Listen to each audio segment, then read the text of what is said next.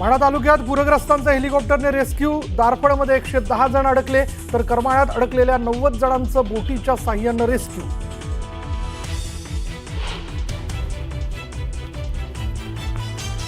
News 18 Lokmat पूरग्रस्त शेतकऱ्यांसोबत सर्वात आधी पोहोचलं बांधावर। बातमीची मुख्यमंत्र्यांनी घेतली दखल। मुख्यमंत्र्यांनी सर्व मंत्र्यांना दिले दौऱ्याचे आदेश।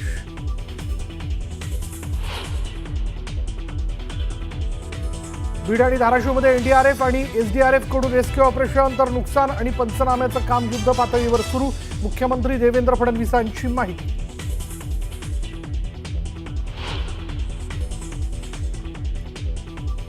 सरकार शेतकऱ्यांच्या पाठीशी असून तात्काळ मदत पुरवणार। उपमुख्यमंत्री एकनाथ शिंदेंची ग्वाही।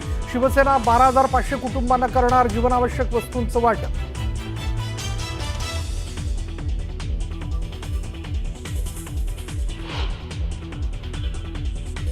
अजित पवार उद्या पूरग्रस्त जिल्ह्यांच्या दौऱ्यावर। सोलापूर, धाराशिव, बीडची पाहणी करणार। अतिवृष्टीबाधित झालेल्या गावांना देणार भेट।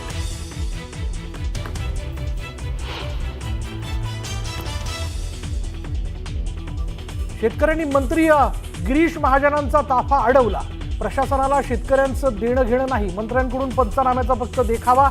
शेतकऱ्यांचा सरकार विरोधात आक्रोश।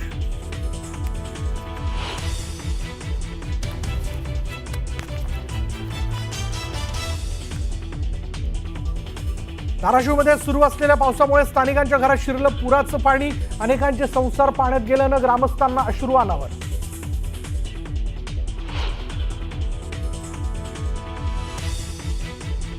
जालन्यात 10 महसूल मंडळात अतिवृष्टी। सततच्या पावसामुळे शेतांना तळ्यांचं स्वरूप। बदनापुरात शेती पिकाचं मोठं नुकसान।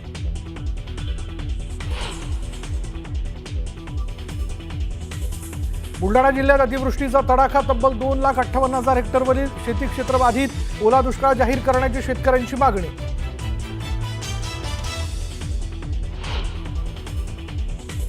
मराठवाड्याला 26, 27 आणि 28 सप्टेंबरला अतिवृष्टीचा इशारा। हवामान विभागाकडून संपूर्ण मराठवाड्याला रेड अलर्ट।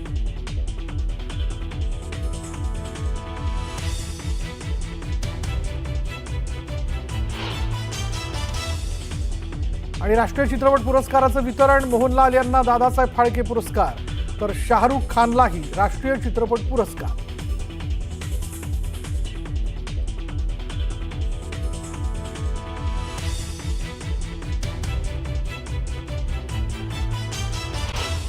फोन केल्यामुळे मी स्वतःच सर्व जिल्हाधिकाऱ्यांशी डिझास्टर मॅनेजमेंट, मुख्य सचिव, त्याचबरोबर एनडीआरएफ आणि ज्या ज्या ठिकाणी हेलिकॉप्टरने एअरलिफ्ट करण्याची आवश्यकता होती त्या ठिकाणी आर्मीच्या लोकांशी देखील बोललो आणि अनेक ठिकाणी त्या भागातल्या लोकांना मदत झाली।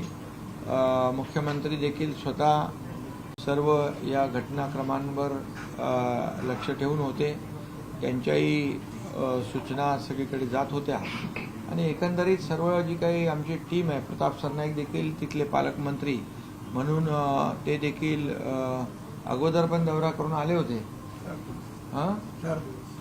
4 दिवसाचा त्यांचा त्या भागामध्ये दौरा होता आणि एकंदरीत मराठवाड्यामध्ये परिस्थिती गंभीर आहे। अनेक जिल्ह्यां मराठवाडा आहे, उत्तर महाराष्ट्र आहे, विदर्भात देखील काही ठिकाणी मोठ्या प्रमाणावर ढगफुटी झाली। पश्चिम महाराष्ट्रात देखील आज शंभूराजे देसाई यांनी देखील अनेक ठिकाणचा उल्लेख केलेला आहे। त्यामुळे अनेक ठिकाणी ढगफुटी सदृश्य परिस्थिती होती।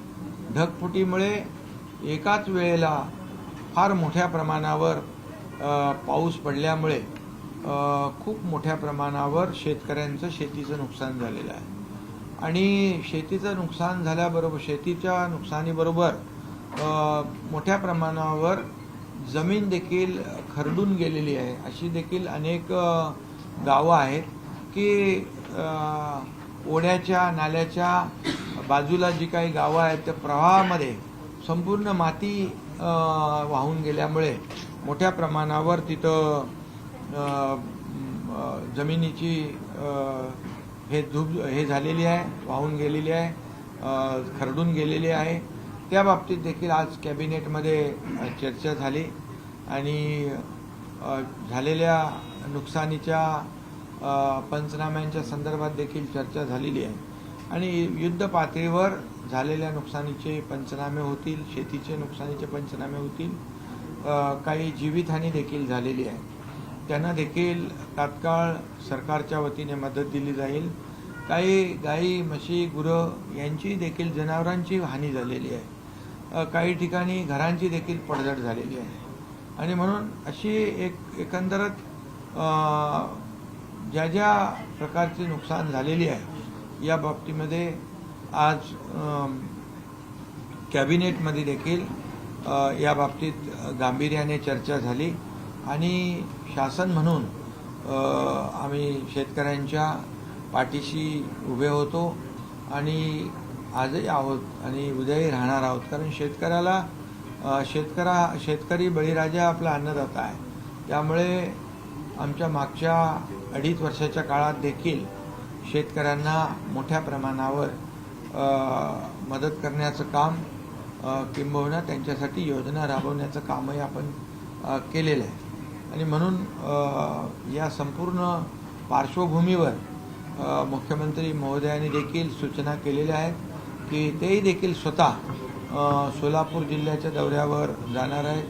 मी देखील उद्या धाराशिव जिल्ह्याच्या दौऱ्यावर जाणार आहे. माझ्याबरोबर पालकमंत्री प्रताप सरनाईक आणि इतर लोक असतील आणि आमचे सर्व मंत्री जे आहेत ते सर्व मंत्री देखील आपापल्या ठिकाणी तिथे म्हणजे त्यांचाही दौरा वेगवेगळ्या जिल्ह्यांमध्ये शिवसेनेचे देखील सर्व मंत्री ज्या ज्या ठिकाणी ज्या ज्या जिल्ह्यामध्ये मराठवाड्यामध्ये, उत्तर महाराष्ट्रामध्ये, काही ठिकाणी पश्चिम महाराष्ट्रामध्ये देखील जिथं जिथं अतिवृष्टी झालेली आहे आणि नुकसान झालेले आहे त्या ठिकाणी सर्व मंत्री दौरा करतील. महायुतीचे सर्व मंत्री संपूर्ण महाराष्ट्रामध्ये जिथे जिथे अतिवृष्टीमुळे मोठ्या प्रमाणावर नुकसान झालं आहे त्या ठिकाणी स्वतः जातील आणि त्याची पाहणी करतील आणि संबंधित शासकीय अधिकाऱ्यांच्या बरोबर जिल्हाधिकारी, बाकी सर्व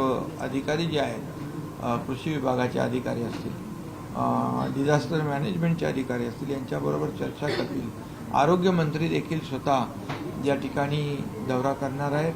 कारण या सर्व अतिवृष्टीच्या पार्श्वभूमीवर साथीचे आजार देखील उद्भवू शकतात.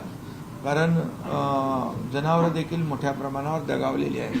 त्यामुळे साथीचे आजार देखील होऊ नये यासाठी आरोग्यमंत्री महोदय त्यांची टीम देखील स्वतः जातीने वेगवेगळ्या जिल्ह्यांमध्ये जाईल आणि एकंदरीत शेतकऱ्यांना दिलासा देण्याची वेळ आहे. शेतकरी आता संकटात आहे आणि शेतकरी संकटात असल्यामुळे आम्ही सर्वजण या शेतकऱ्यांच्या पाठीशी आहोत. सरकार शेतकऱ्यांच्या पाठीशी आहे आणि म्हणून ज्या ज्या ठिकाणी ज्या ज्या प्रकारची आवश्यकता आहे मदतीची ती संपूर्ण मदत केली जाईल. आता देखील आम्ही वैद्यकीय मदत कक्षाच्या वतीने डॉक्टर्सची टीम, मंगेश चिवटे आणि ते त्यांच्याबरोबर डॉक्टरची टीम आहे, औषधांचे ट्रक्स आहेत, हे देखील एक त्या ठिकाणी रवाना केले. त्याचबरोबर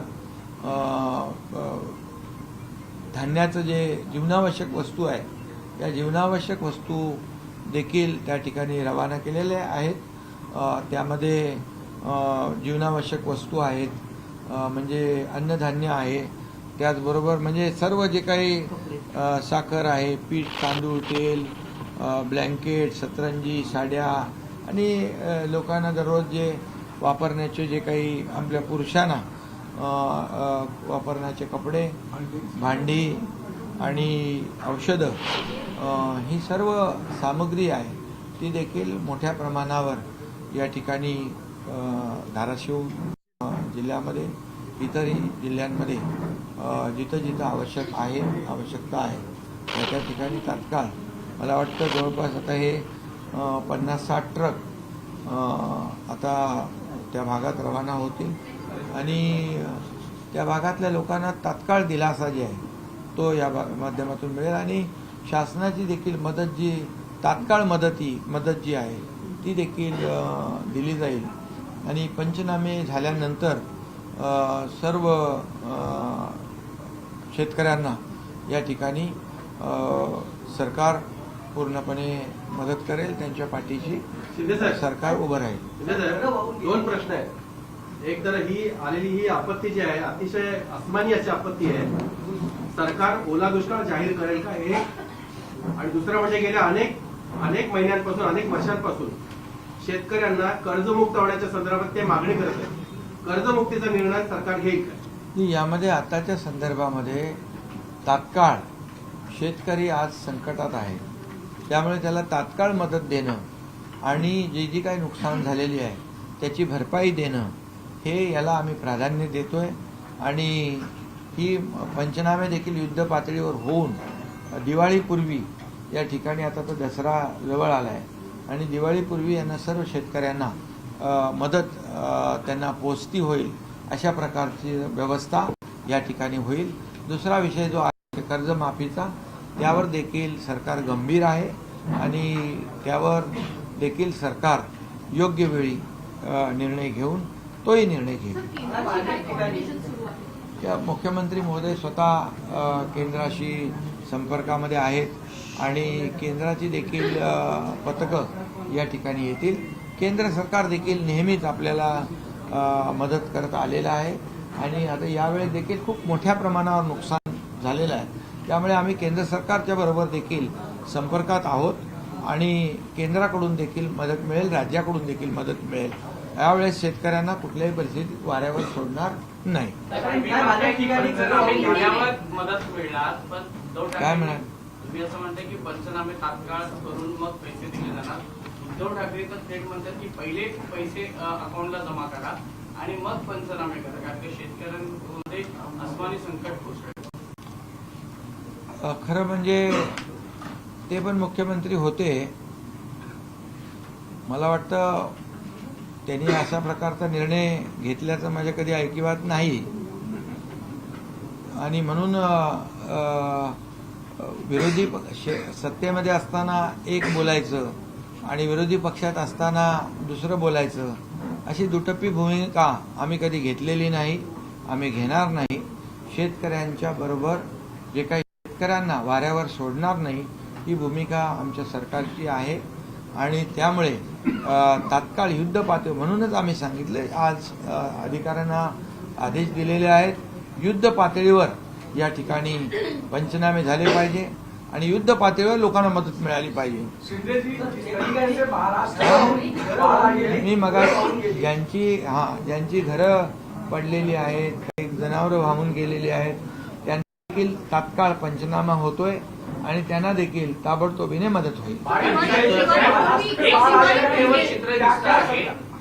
खासदार ओमराजे निंबाळकर पुराच्या पाण्यात जाऊन मदत करतायत आणि लोक कौतुक देखील करत आहेत, मनसे असेल किंवा युबीडीचे नेते असेल. तुम्ही पण तशाच प्रकारची मदत अनेक वेळा केलेली आहे, तर भले तरी युबीडीचे खासदार असले. आता इथे राजकीय पक्षाचा विषय नाही, आता शेतकऱ्यांना मदत करण्याचा विषय, यामध्ये राजकारण करण्याचा विषय कोणी आणता कामा नये. आता शेतकऱ्यावर आसमानी संकट आलेलं आहे, त्याला या संकटातून आपल्याला बाहेर काढण्यासाठी इथं कुठल्याही राजकीय पक्षाचा विषय नाही. जे मदत करतायत त्यांना धन्यवादच द्यायला पाहिजे, त्यांचे आभारच मानले पाहिजे की आता हे मदत करणं हे जेव्हा आपण पाहिलं महाराष्ट्रामध्ये जेव्हा संकट येतं तेव्हा सगळी राजकारण बाजूला ठेवून आपण राजकीय हेवेदेवे बाजूला ठेवून आपण शेतकऱ्याच्या पाठीशी उभं राहतो, शेतकऱ्याला मदत करतो, ही आपली संस्कृती आहे. त्यामुळे जे कोणी यामध्ये मदत करतायत, जे कुठल्या पक्षाचे असतील त्यांना मी धन्यवाद देतो.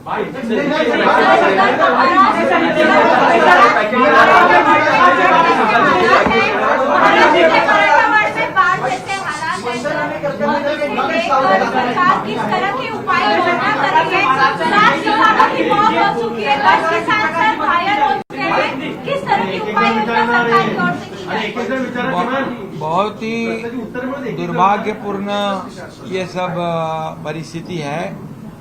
ये किसानों के ऊपर आया हुआ बहुत बड़ा आसमानी संकट है, ये बहुत बड़ी आपदा है और ये मराठवाड़ा में और ज़्यादा विशेष करके मराठवाड़ा में काफ़ी बारिश हुई है ये मरिया लिमिट से बाहर बारिश हुई है।